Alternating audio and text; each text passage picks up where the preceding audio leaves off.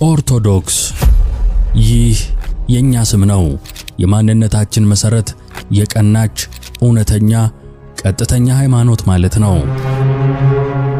ነገር ግን በዓለም ላይ ኦርቶዶክስ የሚል ስም ያላቸው ሌሎችም አሉ። የግሪክ ኦርቶዶክስ፣ የሩሲያ ኦርቶዶክስና የመሳሰሉት በውጭ ሲታዩ እኛን ይመስላሉ።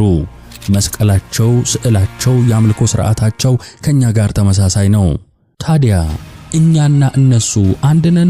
መልሱ አይደለንም ነው። ታሪኩ በመጀመሪያ የአንድ ቤተሰብ ታሪክ ነበር።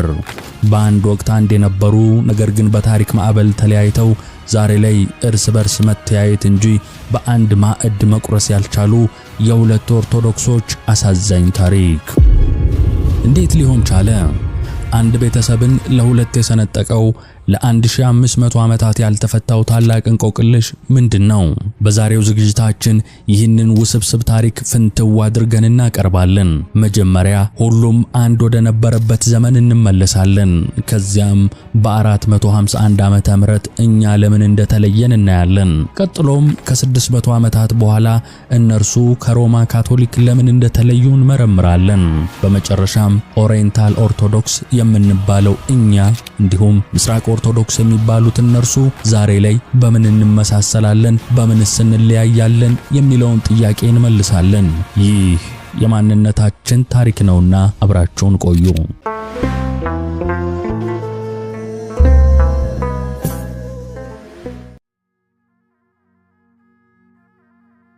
ታሪኩን በትክክል ለመረዳት አንድ መሰረታዊ እውነትን ግልጽ አድርገን እንጀምር። ከክርስቶስ ልደት በኋላ ለ450 ዓመታት ቤተክርስቲያን አንድ አካል ነበረች። ምስራቅ፣ ምዕራብ፣ ሰሜን፣ ደቡብ ሳይባል ከሮም እስከ አክሱም፣ ከቁስጥንጥንያ እስከ እስክንድሪያ ሁሉም በአንድ እምነት በአንድ አስተዳደር ስር ነበር። ነገር ግን በ451 ዓመተ ምህረት በኬልቄዶን ጉባኤ የመጀመሪያው ታላቅ ነውጥ ተከሰተ። የመሬት መንቀጥቀጥ ምድርን እንደሚሰነጥቃት ይህ ጉባኤ ቤተክርስቲያንን ለመጀመሪያ ጊዜ ሰነጠቃት። ያኔ ነበር እኛን ያካተተው ቤተሰብ የተዋህዶ አማኞች ከቀረው የክርስትናው ዓለም የተለየ ነው። ነገር ግን ታሪኩ እዚህ ላይ አያበቃም። እኛ ከተለየን በኋላ የቀሩት ማለትም የሮምና የቁስጥንጥንያ አብያተ ክርስቲያናት ለተጨማሪ 600 ዓመታት በአንድነት ቆይተዋል። ከዚያም በ1054 ዓመተ ምህረት በእነርሱ መካከል ሁለተኛ ታላቅ መለያየት ተፈጠረ። የሮሙ ጳጳስ በመላው ቤተክርስቲያን ላይ ፍጹም ሥልጣን አለኝ ሲል፣ የምስራቁ ፓትርያርክ ይህንን አልተቀበለም። በዚህም ምክንያት እነርሱም ለሁለት ተከፈሉ። ስለዚህ ከዚህ ሁሉ ታሪካዊ ጉዞ በኋላ ዛሬ ላይ የምናያቸው ሁለት ታላላቅ የኦርቶዶክስ ቤተሰቦች ተፈጠሩ። የመጀመሪያዎቹ በ451 ዓመተ ምህረት በኬልቄዶን የተለየነው እኛ ኦሪየንታል ኦርቶዶክስ እንባላለን። በዚህ ቤተሰብ ስር የምንገኘው 6 አብያተ ክርስቲያናት ነን። የኢትዮጵያ ኦርቶዶክስ ተዋህዶ ቤተክርስቲያን፣ የግብጽ ወይም ኮፕቲክ ኦርቶዶክስ ቤተክርስቲያን፣ የኤርትራ ኦርቶዶክስ ቤተክርስቲያን፣ የሶሪያ ኦርቶዶክስ ቤተክርስቲያን፣ የአርመን ሐዋርያዊት ቤተክርስቲያንና የህንድ ማላንካራ ኦርቶዶክስ ቤተክርስቲያን ነን። ሁለተኞቹ በ1054 ዓመተ ምህረት ከሮም የተለዩት ደግሞ ምስራቅ ኦርቶዶክስ በመባል ይታወቃሉ። በዚህ ቤተሰብ ስር ደግሞ በርካታ አብያተ ክርስቲያናት አሉ። ከነዚህም ዋነኞቹ የግሪክ ኦርቶዶክስ ቤተክርስቲያን፣ የሩሲያ ኦርቶዶክስ ቤተክርስቲያን፣ የሰርቢያ ኦርቶዶክስ ቤተክርስቲያን፣ የሮማኒያ እና የጆርጂያ ኦርቶዶክስ አብያተ ክርስቲያናት ናቸው። አሁን እነማን እንደሆንንና መቼ እንደተለያየን ግልጽ ሆኗል። እንግዲህ ወደ ሌላኛው ጥያቄ እንለፍ። ይህ ሁሉ መለያየት ለምን አስፈለገ? እስቲ ነገሩን ዘርዘር አድርገን እንመልከተው። የወርቃማው ዘመን አንድነት። ወደ ኋላ እንጓዝ። ቤተክርስቲያን አንድ ወደ ነበረችበት፣ ልቧ በአንድ ምት ይመታ ወደ ነበረበት ወርቃማ ዘመን። ዛሬ የምናያቸው የድንበር መስመሮች ገና ወደ ሌሉበት፣ የግሪክ ኦርቶዶክስ፣ የኢትዮጵያ ኦርቶዶክስ፣ የአርመን ኦርቶዶክስ ተብሎ መለያየት ገና ወዳልታሰበበት ዘመን። በዚያ ጊዜ ከቀዝቃዛዋ ብሪታንያ እስከ ሞቃታማዋ ህንድ፣ ከኃያሏ ሮም እስከ ጥንታዊቷ አክሱም ድረስ ቤተክርስቲያን አንድ አካል ነበረች። የሰማዕታት ደም የጋራ መሰረቷ ነበር። የሐዋርያት ትምህርት የጋራ እስትንፋሷም ነበር። ታዲያ ይህ አንድነት እንዴት ሊጸና ቻለ? ይህ ግዙፍ መንፈሳዊ ግዛት በምን ሕግ ነበር የሚተዳደረው ብለን ስንጠይቅ መልሱ ግልጽ ነው። በወቅቱ ቤተክርስቲያን የጋራ ሕገ መንግሥት ነበራት። ይህ ሕገ መንግሥት በድንጋይ ላይ የተቀረጸ ሳይሆን በመንፈስ ቅዱስ እየተመሩ የተሰበሰቡ ቅዱሳን አባቶች በደማቸውና በሕይወታቸው ያጸኑት የእምነት ቀመር ነው። ይህ ሕገ መንግሥት ዛሬ ሁለቱም የኦርቶዶክስ ቤተሰቦች ምስራቃውያኑም ሆኑ ኦሪየንታሎች በአንድ ድምፅ የምንቀበላቸው 3 ታላላቅ ዓለም አቀፍ ጉባኤያት ናቸው። እነዚህ ጉባኤያት የእምነታችን ምሰሶዎች ናቸው። የመጀመሪያው ጉባኤ የተካሄደው በ325 ዓመተ ምህረት በኒቂያ ነበር። በእስክንድሪያ ከተማ አንዳሪዮስ የሚባል ካህን ተነሳ። ያስተማረው ትምህርት እንደ ሰደድ እሳት በመላው የክርስትናው ዓለም ተዛመተ። ትምህርቱም ይህ ነበር: ወልድ ኢየሱስ ክርስቶስ ለስም አጠራሩ ክብር ይግባውና ፍጡር ነው፣ ከአብ ያንሳል፣ እንደ መላእክት የተፈጠረ ነው አለ አርዮስ። ይህ ገዳይ ትምህርት ቤተክርስቲያንን ሊሰነጥቃት ሲንደረደር ንጉሡ ቆስጠንጢኖስ 318 ሊቃነ ጳጳሳትን በኒቂያ ሰበሰበ። ብዙዎቹ በስደት ሰውነታቸው የጎደለ፣ በግርፋት ጀርባቸው የተላጠ፣ ለእምነታቸው ዋጋ የከፈሉ የእምነት አርበኞች ናቸው።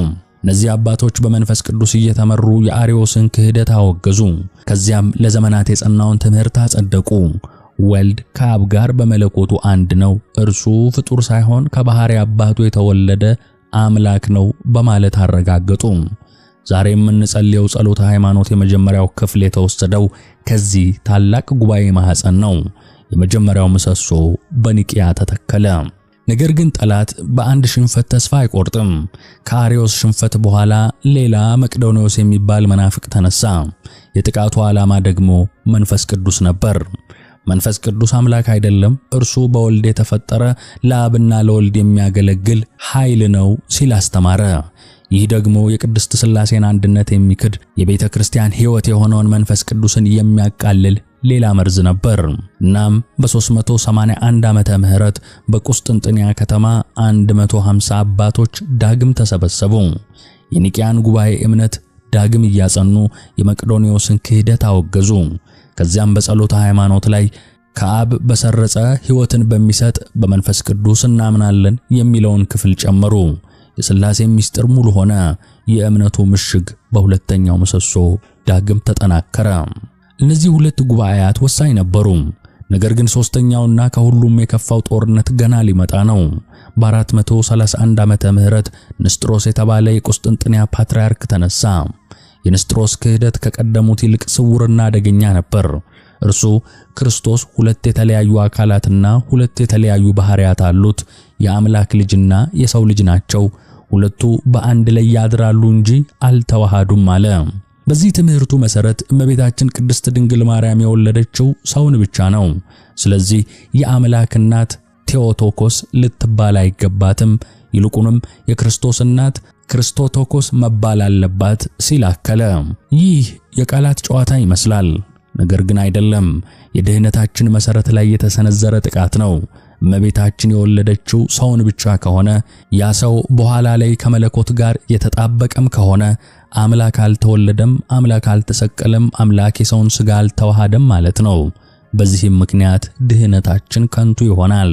በዚህ አደገኛ ወቅት ነበር የእስክንድርያው ፓትርያርክ ታላቁ ሊቅ ቅዱስ ቄርሎስ እንደ አንበሳ የተነሳው።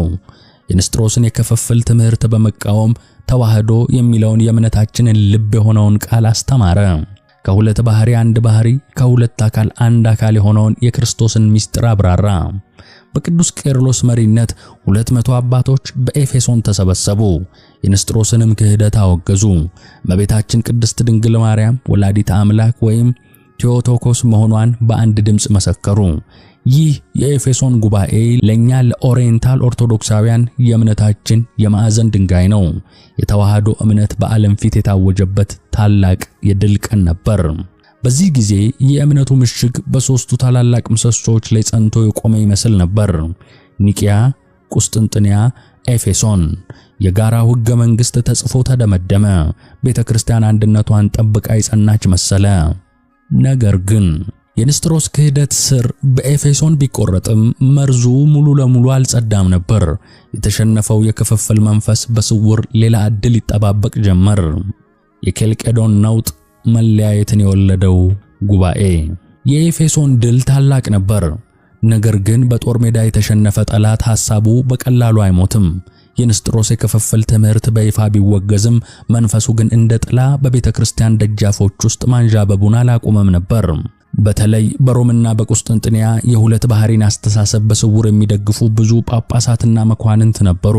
የኤፌሶንን የተዋህዶ ውሳኔ እንደ ተነጠቀ ድል፣ እንደ ጊዜያዊ ሽንፈት እንጂ እንደ መጨረሻ ፍርድ አልቆጠሩትም። ትክክለኛውን ጊዜ፣ ትክክለኛውን ሰበብ ይጠባበቁ ነበር። ያ ሰበብ ባልተጠበቀ አቅጣጫ መጣ። ንስጥሮስን ለመዋጋት ካለው ከልክ ያለፈ ቅናት የተነሳ አውጣኪ የሚባል አንድ በቁስጥንጥንያ የሚኖር አረጋዊ መነኩሴ የተነሳ። የአውጣኪ ዓላማ መልካም ነበር፣ የንስጥሮስን የሁለት ባህሪ ክፍፍል መደምሰስ ነው። ነገር ግን ችግሩን ለመፍታት የሄደበት መንገድ ከችግሩ የከፋ ሌላ ጥፋትን ወለደ። አውጣኪ እንዲህ ሲል አስተማረ። ክርስቶስ አንድ ባህሪ ብቻ ነው ያለው። ምክንያቱም መለኮታዊ ባህሪው ስጋዊ ባህሪውን ልክ ውቅያኖስ አንድ ጠብታ ውሃን እንደሚውጠው ውጦታል አለ አውጣኪ። ይህ ሞኖፊዚዝም ይባላል። ንስጥሮስ ክርስቶስን ለሁለት ከፈለው፣ አውጣኪ ደግሞ አንዱን ባህሪ ሙሉ በሙሉ አጠፋው። ይህ ደግሞ ሌላኛው የክህደት ጽንፍ ነበር። ምክንያቱም የክርስቶስ ሥጋ በመለኮቱ ከተዋጠ እርሱ ፍጹም ሰው አልነበረም ማለት ነው።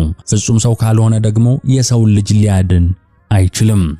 ይህ የአውጣኪ አዲስ ትምህርት የንስጥሮስ ደጋፊዎች ሲጠብቁት የነበረውን እድል ፈጠረላቸው።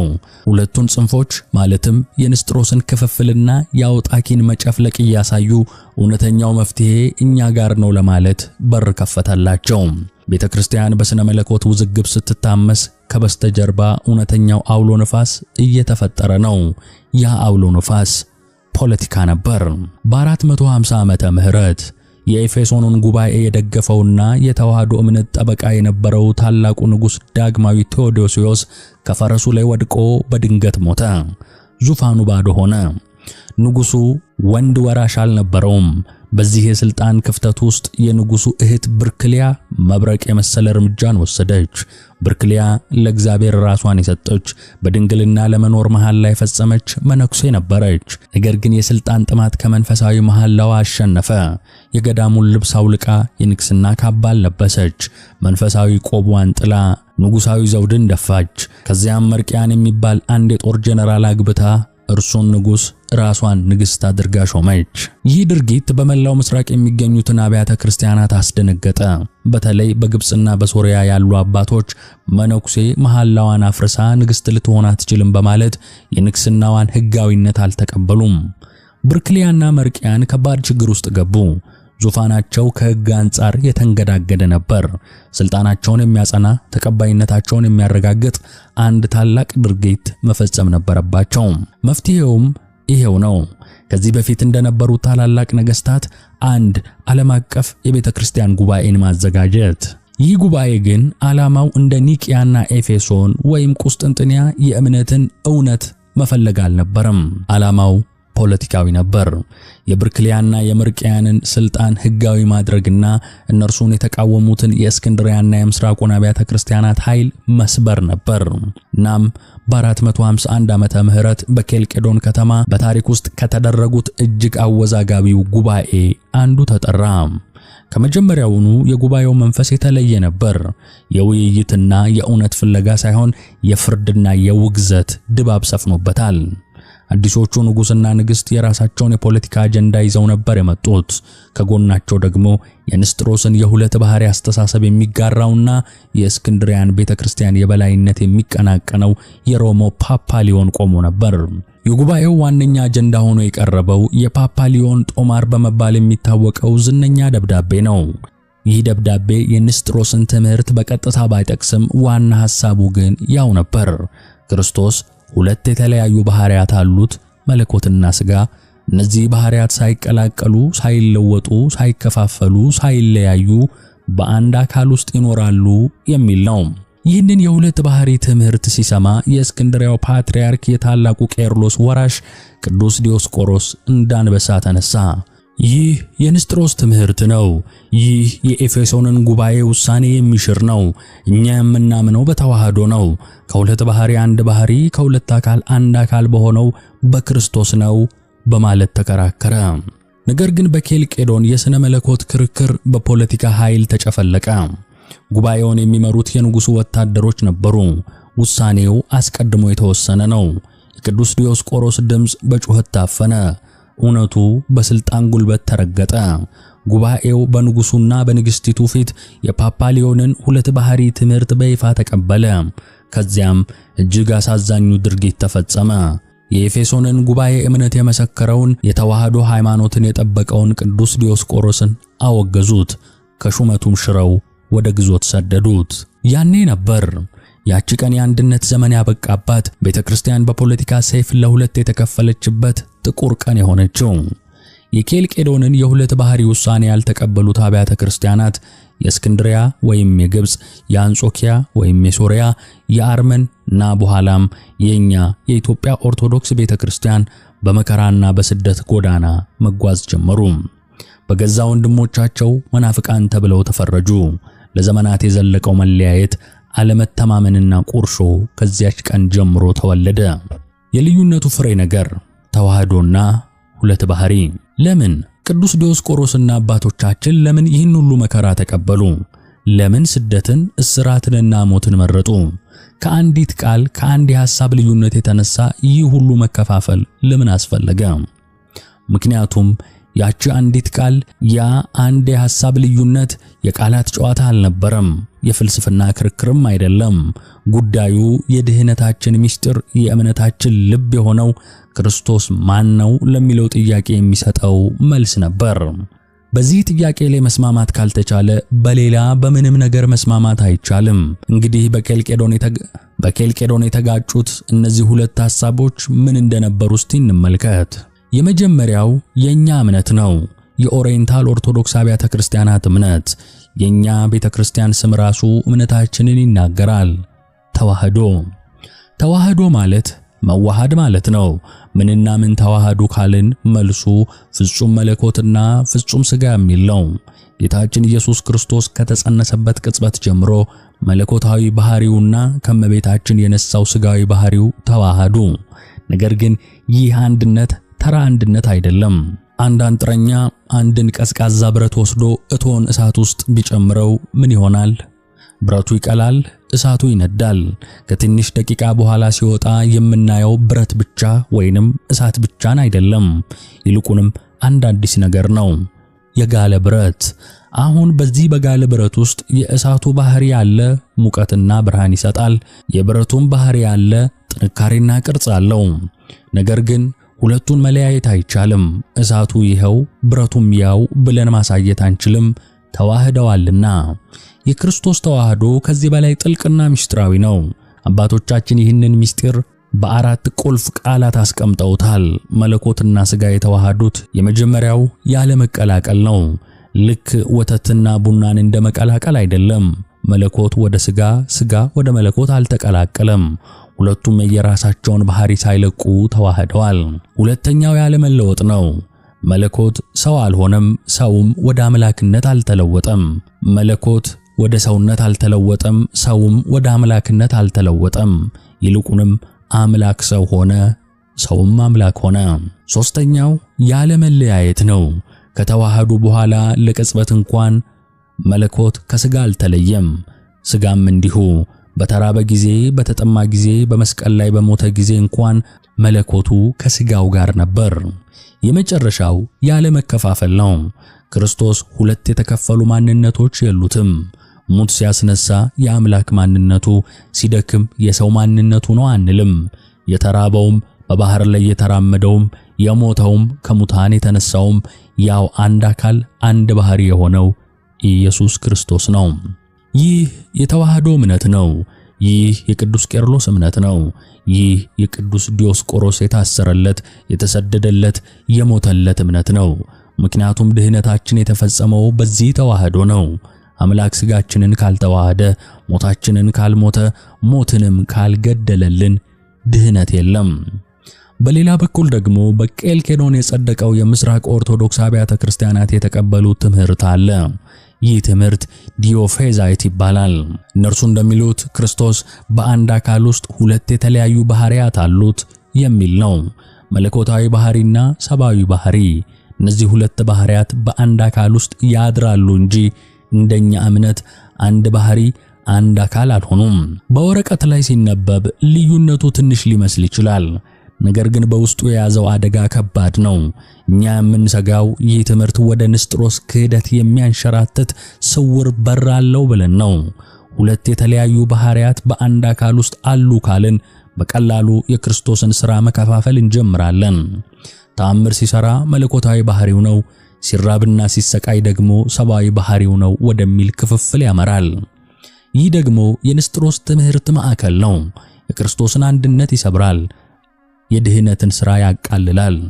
ከዚህም በላይ በዚህ ልዩነት ምክንያት ለ1500 ዓመታት በእኛ በኦሪየንታል አብያተ ክርስቲያናት ላይ አንድ ታሪካዊ ስም ማጥፋት ሲፈጸምብን ኖሯል።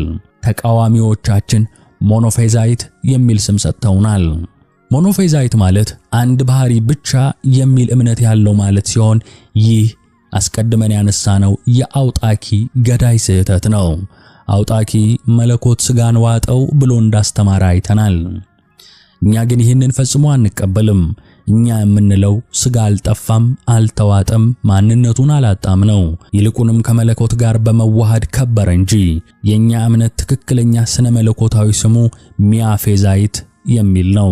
ሚያ የሚለው የግሪክ ቃል አንድ ማለት ሲሆን ግን የተዋሃደ አንድነትን ዩናይትድ ዋን ያመለክታል እንጂ ብቸኛ ወይም ሲንግል ኦር ኦንሊ ማለት አይደለም። ስለዚህ ሚያፌዛይት ማለት አንድ የተዋሃደ ባህሪ ማለት ነው፣ ከመለኮትና ከሥጋ አንድ የሆነ። ስለዚህ ግልጽ እናድርገው፣ እኛ ሞኖፌዛይት አይደለንም፣ ሚያፌዛይት ነን እንጂ።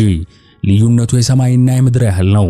አንዱ የክርስቶስን ሰብአዊነት ያጠፋዋል፣ የኛ እምነት ደግሞ የክርስቶስን ፍጹም አምላክነትና ፍጹም ሰውነት በተዋህዶ ያጸናል። ዛሬ ላይ ያለን አንድነትና ልዩነት እንዲሁም ግንኙነት ከኬልኬዶን ጉባኤ ነውጥ በኋላ 1500 ዓመታት አልፈዋል። ዓለም ተለውጧል፣ ግዛቶች ወድቀዋል፣ አዳዲሶች ተመስርተዋል። ነገር ግን ያ በ451 ዓመተ ምህረት የተፈጠረው ስንጥቃት ዛሬም ድረስ እንዳልሻረ ቁስል በሁለቱ ኦርቶዶክሶች መካከል ይኖራል።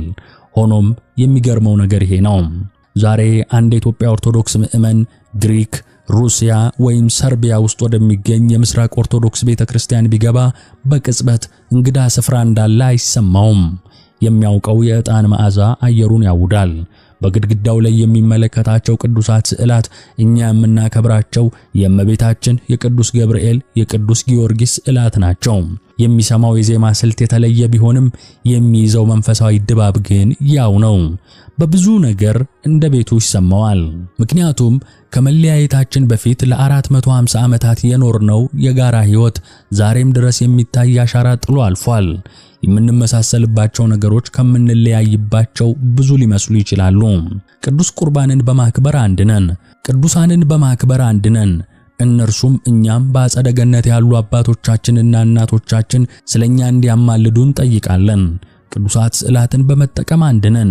ለእነርሱም ለእኛም ስዕላት የጌጣጌጥ ሥራዎች ሳይሆኑ ወደ ሰማያዊ ዓለም የሚከፈቱ መስኮቶቻችን ናቸው። በሰባቱ ምስጢራተ ቤተ ክርስቲያን እንመሳሰላለን። ሁለቱም ወገኖች እግዚአብሔር ጸጋውን የሚሰጥባቸው 7 ታላላቅ ምስጢራት እንዳሉ ያምናሉ። በአስተዳደር መዋቅርም እንመሳሰላለን። ሁለቱም ወገኖች የሮማ ካቶሊኮች የፓፓ ስልጣንን አይቀበሉም። ይልቁንም ቤተክርስቲያን በጳጳሳት ጉባኤ ማለትም በቅዱስ ሲኖዶስ መመራት አለባት ብለን እናምናለን። ታዲያ ይህ ሁሉ መመሳሰል ካለ ይህን ሁሉ የጋራ ውርስም ከያዝን ችግሩ የት ጋር ነው? ሁለቱን ቤተሰቦች እንዳይገናኙ የከለከላቸው የማይታየው ግድግዳ ምንድነው? መልሱ ወደዚያች ወደ 451 ዓመተ ምህረት ይመልሰናል። የማይታየው ግድግዳ የተገነባው በኬልቄዶን ነው። ዋናውና መሰረታዊው ልዩነታችን ዛሬም ያው ነገረ ክርስቶስ ነው። ስለ ክርስቶስ ማንነት ያለን ግንዛቤ። እኛ በተዋህዶ ስናምን፣ እነርሱ በሁለት የተለያዩ ባህሪያት ያምናሉ። ይህች የልዩነታችን ሁሉ እናት ናት። ከዚህ ልዩነት የሚመነጭ ሌላ ተግባራዊ ልዩነት አለ። የምንቀበላቸው የጉባኤያት ቁጥርም ይለያያሉ። እኛ ኦሪየንታል ኦርቶዶክሶች የቤተ ክርስቲያን የጋራ መግባቢያ ብለን የምንቀበላቸው የመጀመሪያዎቹን 3 ዓለም አቀፍ ጉባኤያትን ብቻ ነው፣ ኒቂያን፣ ቁስጥንጥንያንና ኤፌሶንን። ምክንያቱም በእነዚህ 3 ጉባኤያት ላይ መላዋ ቤተ ክርስቲያን አንድ ነበረችና። የምስራቅ ኦርቶዶክሶች ግን ከነዚህ 3 ጉባኤያት በተጨማሪ ሌሎች 4 ጉባኤያትን ይቀበላሉ። በአጠቃላይ 7 ጉባኤያትን ያምናሉ። ነገር ግን እነዚህ 4ቱ ጉባኤያት የተደረጉት እኛ ከተለየን በኋላ ነው። የመጀመሪያው ኬልቄዶን ነው። ይህ ሁሉ ልዩነት ዛሬ ላይ ምን ትርጉም አለው? ግንኙነታችንስ ምን ይመስላል ብለን እንጠይቅ። በእርግጥም ባለፉት 50 ዓመታት ሁለቱ ቤተሰቦች እንደገና መነጋገር ጀምረዋል። የነገረ መለኮት ምሁራን ተገናኝተዋል፣ ፓትርያርኮች ተወያይተዋል። በእነዚህ ውይይቶች ላይ የምስራቅ ኦርቶዶክሶች ሊቃውንት የኛ የተዋህዶ እምነት የአውጣኪ ክህደት ወይም ሞኖፊዚዝም እንዳልሆነ በይፋ አምነዋል። ይህ ትልቅ እርምጃ ነው። ታዲያ ሊቃውንት ከተነጋገሩ፣ ፓትርያርኮች ከተወያዩ ግድግዳው እየፈረሰ ነው ማለት ይቻላል? አንድነት ተመልሷልስ ማለት ነው ብለን እንጠይቅ። መልሱ በሚያሳዝን ሁኔታ አይደለም ነው። ውይይት አለ፣ መግባባት አለ፣ ፍቅርም አለ። ነገር ግን አንድ ወሳኝ ነገር የለም፣ የቅዱስ ቁርባን አንድነት። ይህ ማለት አንድ የኦሪየንታል ኦርቶዶክስ ምእመን በምስራቅ ኦርቶዶክስ ቤተክርስቲያን ውስጥ መቁረብ አይችልም፣ እነርሱም በእኛ ቤተክርስቲያን መቁረብ አይችሉም ማለት ነው። ለምን ካልን ምክንያቱ ቅዱስ ቁርባን የመጨረሻውና ከሁሉ የላቀው የአንድነት መገለጫ ነው። ቅዱስ ቁርባን በሁሉ ነገር አንድ ነን ብሎ መመስከር ነው። የኬልቄዶንን ውሳኔ ከሚቀበል ክርስቶስን ወደ 2 ባህሪ ከሚከፍል ጋር ኅብረት ማድረግ ነው። ስለ ክርስቶስ ማንነት፣ ስለ ድህነታችን መሰረት ጥልቅ በሆነው ጉዳይ ላይ መስማማት ሳይኖር በአንድ ማዕድ መቁረብ እውነት ያልሆነን አንድነት መመስከር ይሆናል። ያልሻረን ቁስል እንደ ሻረ ማስመሰል ይሆናል። የጋራ ታሪክ አለን፣ የጋራ ትውፊት አለን። ነገር ግን የጋራ ማዕድ የለንም። ጉዟችንን የጀመርነው ቤተክርስቲያን አንድ ልብ መካሪ፣ አንድ ቃል ተናጋሪ በሆነችበት ወርቃማ ዘመን ውስጥ ነበር።